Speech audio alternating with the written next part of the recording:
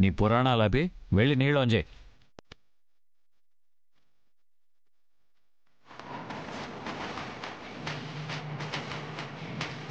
కాసేపు నీళ్లు రాకపోతే ఈ కోడళ్ళు కన్నీళ్లు కార్చేస్తారేంటి? ఇప్పటికీ బస్తీల్లో నీళ్ల కోసం బిందెలతో యుద్ధాలు చేస్తూ ఉంటారు. వెళ్ళి నీళ్ళొద్దులు, దట్స్ ఆల్. నేను చెప్పేది వినిపించుకోను. కారణం పట్టించుకోను. పరమార్థం తెలుసుకోను.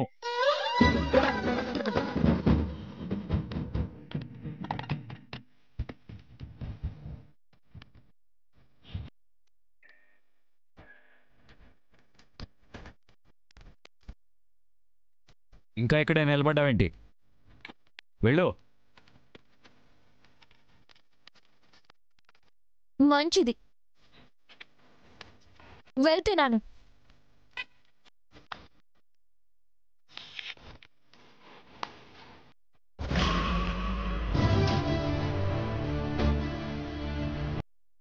మీరు వెళ్ళి రెడీ అవ్వండి. పదా.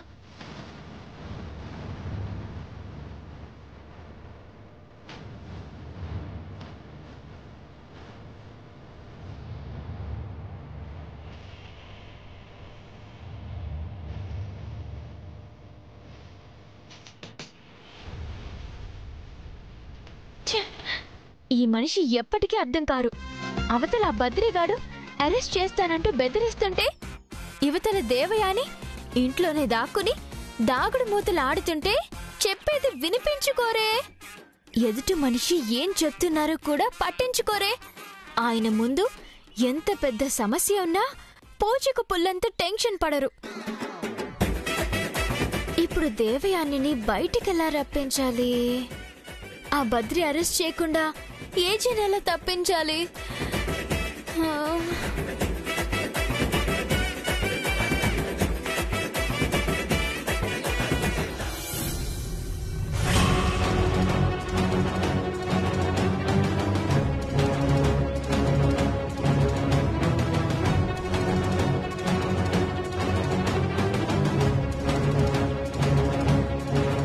నేను మళ్ళీ చేస్తాను.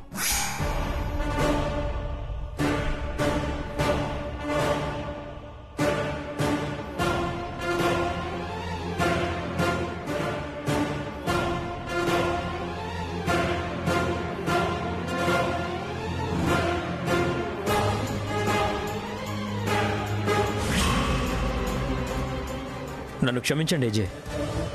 ఇప్పటి వరకు మీరు దేవయాని గారి ఆచూకీ బయటపెట్టలేదు.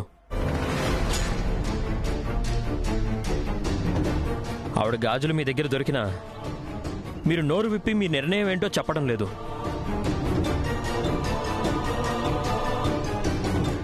విష్ణు అంతటి వ్యక్తి మా సుపీరియర్ని కలిసి నా మీద ప్రెషర్ తీసుకొస్తున్నారు.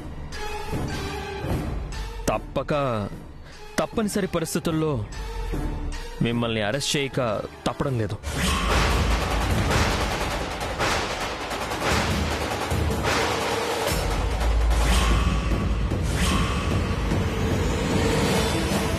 ఏం మాట్లాడుతున్నావు బద్రి? ఏజే ఇంట్లో ఉంటూ ఏజే ఎలాంటి వాడో తెలిసి అరెస్ట్ చేస్తావా? ఇంత విశ్వాసఘాతకుల్లా మారిపోయావేమిటి?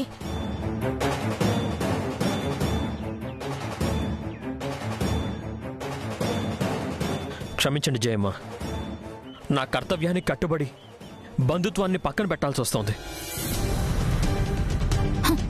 ఏంటి నీ కర్తవ్యం? ఇదేనా నీ భార్య జడ పదార్థంలా ఇంట్లో పడుంది, ఇంట్లో పెట్టుకొని ట్రీట్మెంట్ ఇప్పిస్తున్నారు మా ఏజే. కనీసం ఆ కృతజ్ఞత కూడా లేదా? ఇంట్లో నుంచి బయటకు పంపించేయండి. ఇలాంటి వాడిని పోషించాల్సిన అవసరం మనకేంటి?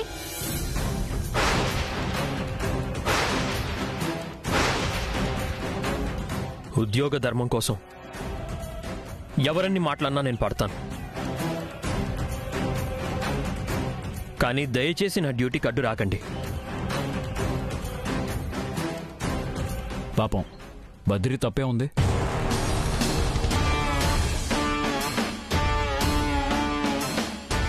మీరంతా తన అలా అవమానించడం కరెక్ట్ కాదు. తన డ్యూటీ తను చేస్తున్నాడు.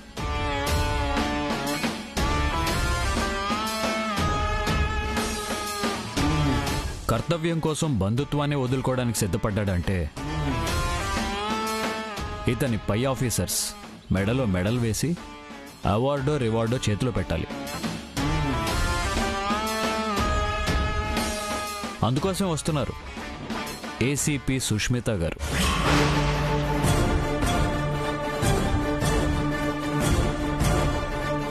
ఒకసారి అటు చూడు స్ట్రిక్ట్ ఆఫీసర్.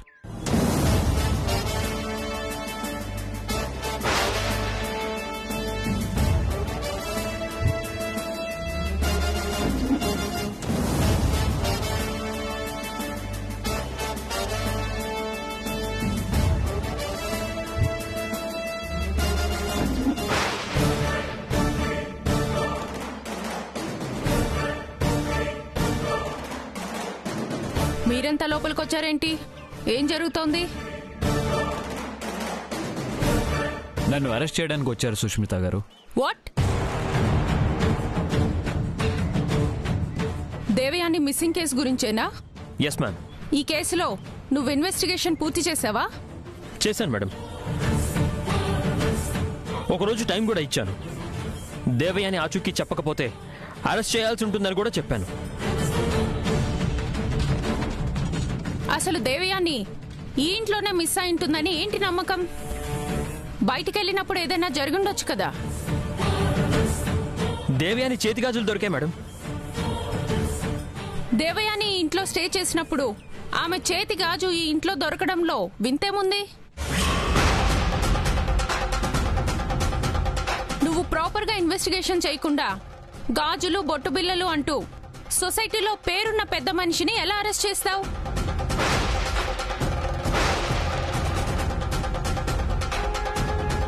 ఏజే గారింటికి అరెస్ట్ కోసం వచ్చే ముందు పై ఆఫీసర్స్ పర్మిషన్ తీసుకోవాలని తెలీదా?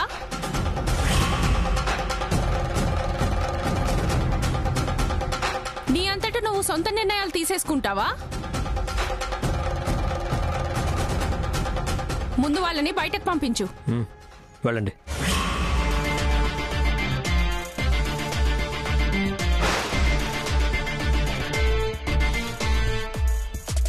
దేవయాని అదృశ్యం కావడానికి ఏజైనా కారణమని రుజువు చేసి అప్పుడు వారెంట్తో రా.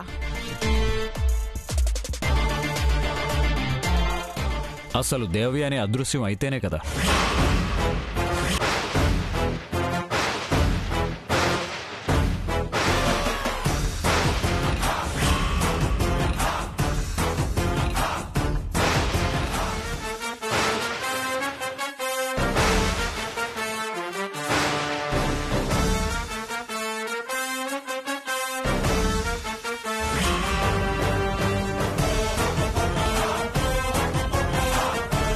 నువ్వు కర్తవ్యానికి కట్టుబడి ఉండు, కాదనట్లేదు.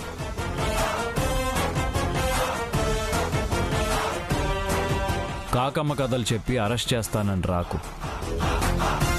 నీ మీద డ్యామేజ్ సూట్ వేస్తే రెండోసారి సస్పెండ్ అయ్యి నీ సర్వీస్లో రిమార్కులు చేరి నీ కెరీరే నాశనం అవుతుంది. Take care. ఆ పని చేయండి సార్. నేనే సస్పెండ్ చేసి ఇంట్లో కూర్చోబెడతాను.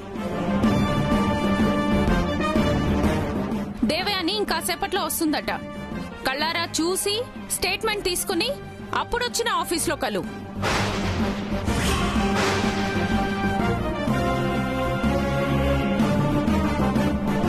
Mister AJ, sorry for the inconvenience.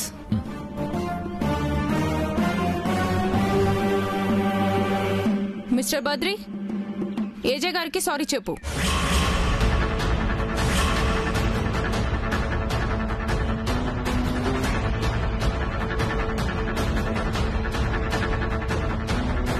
Say sorry. Sorry ఏజే.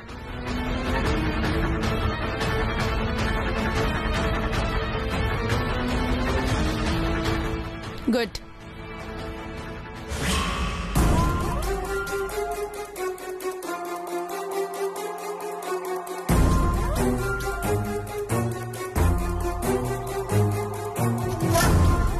Good morning sir.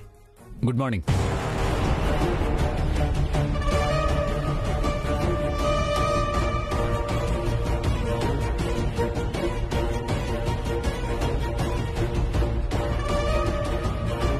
రండి, కూర్చోండి.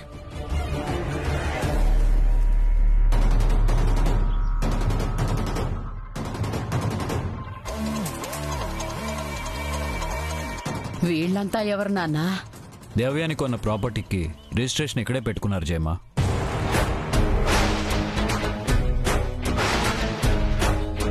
మరి దేవయాని ఇప్పుడు వస్తుంది.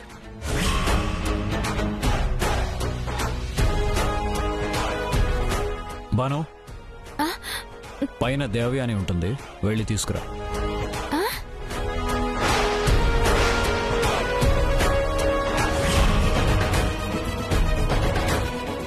నేను గదిలో ఉన్నట్టు ఏజేకి ఎలా తెలుసు? ఓ, దేవయాని ఈ ఇంట్లోనే ఉన్నట్టు ఏజీకి ముందే తెలుసా? ఎలా తెలిసింది? దేవయాని ఇంట్లో ఉండడం ఏమిటి నాన్నా? ఈ బద్రి అరెస్ట్ చేస్తానని రావడం ఏమిటి? నాకేం అర్థం కావడం లేదు.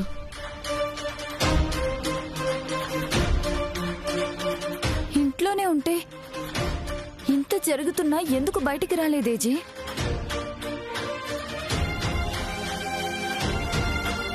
దేవయాని తెల్లవారుజామున 4 గంటలకి వచ్చింది జయమ్మా.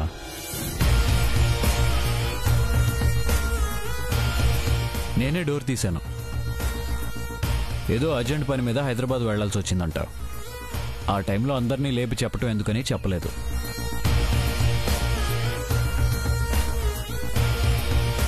జర్నీ చేసి టయర్డ్ అయ్యానని చెప్తే ఇక్కడే రిజిస్ట్రేషన్ పెట్టుకుని ఏర్పాటు చేశాను.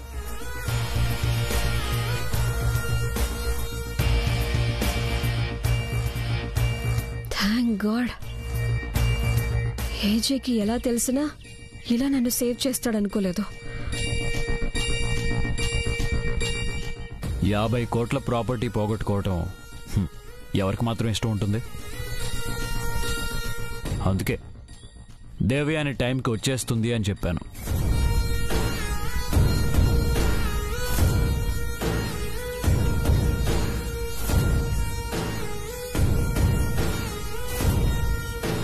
ఇప్పుడు నేను చచ్చినట్టు బయటకు రావాల్సిన పరిస్థితి క్రియేట్ చేశాడు.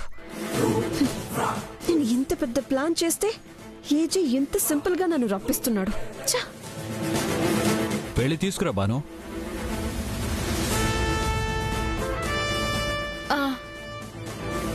ఆ బాను, దేవయానికి మనం ఇచ్చిన రూమ్లో కాదు, ఆ పై ఫ్లోర్లో ఇంకో గెస్ట్ రూమ్ ఉంది, అందులో.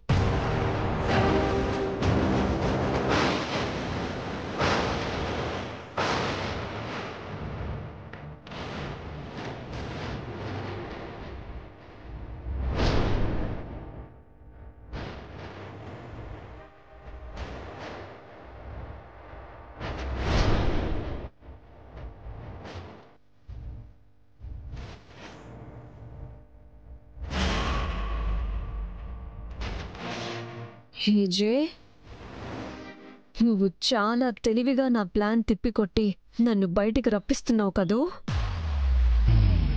నిన్ను నేను ఏమీ చెయ్యలేనని అనుకుంటున్నావేమో. పెళ్లి జరిగేలోపే నీ మీద నా రివెంజ్ తీర్చుకుంటాను.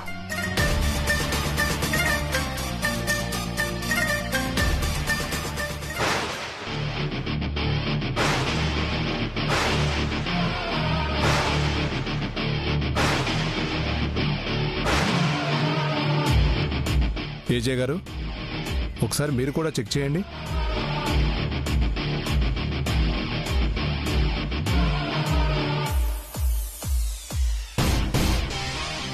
దేవయాని ఇంట్లోనే ఉన్నట్టు ఏజే ఎలా కనిపెట్టాడు? అంటే నేను దేవయానికి హెల్ప్ చేస్తున్నట్టు కూడా ఏజేకి తెలిసిపోయిందా? కరెక్టే, అన్నీ కరెక్ట్గానే ఉన్నాయి.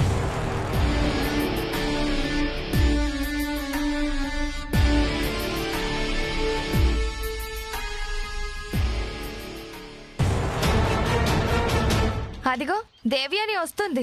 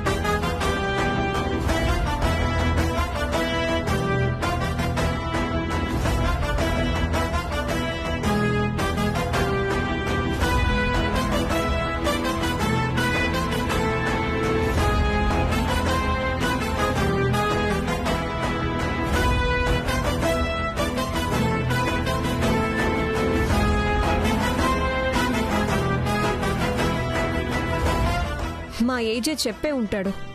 నేను రాత్రంతా జర్నీ చేసి టైర్డ్ అయ్యాను. అందుకే రిజిస్ట్రేషన్ ఇక్కడే ఏర్పాటు చేయమన్నాను.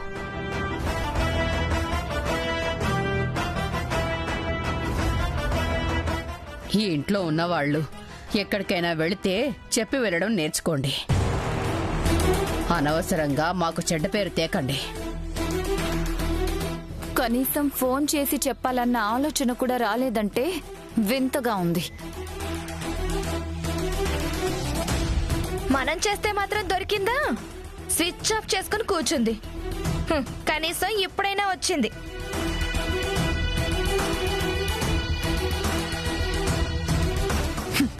మన కోసం వచ్చిందో 50 కోట్ల ప్రాజెక్టు కోసం వచ్చిందో.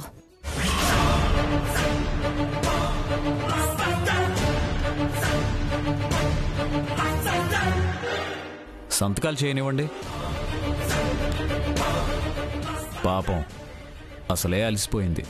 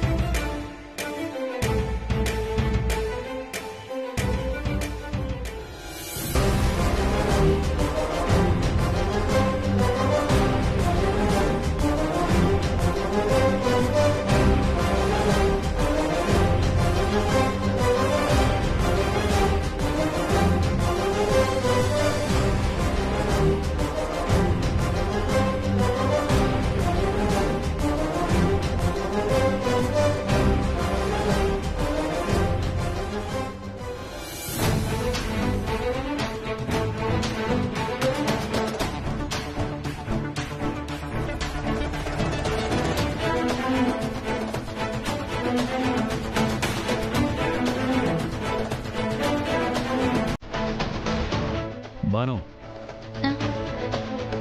వెళ్ళి మంచినీళ్ళు తీసుకురా.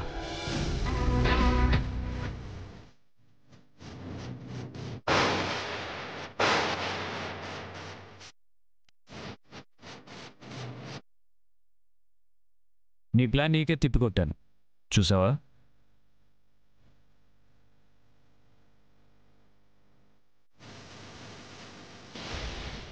ఇంతటితో వదిలేస్తానని అనుకుంటున్నావా?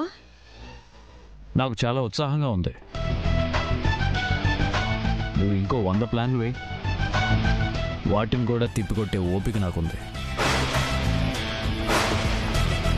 నా ఇంట్లోనే దాక్కుని మమ్మల్ని అందరినీ చాలా తిప్పలు పెట్టాలని అనుకుని ఉంటావు.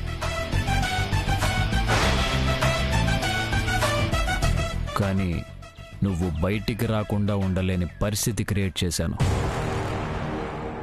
That is AJ, Abhinav Jagarlamudi.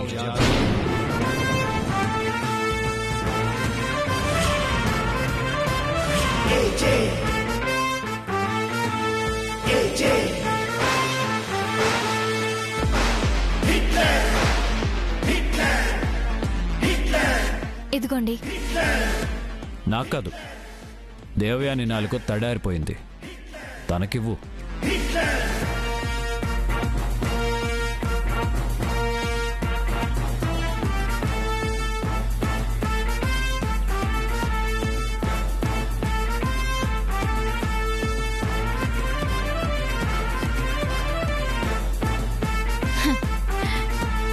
మీరు 3 చెరువుల నీళ్లు తాగించేదాకా ఇలాంటి పనులు చేస్తూ ఉంటుందేమో.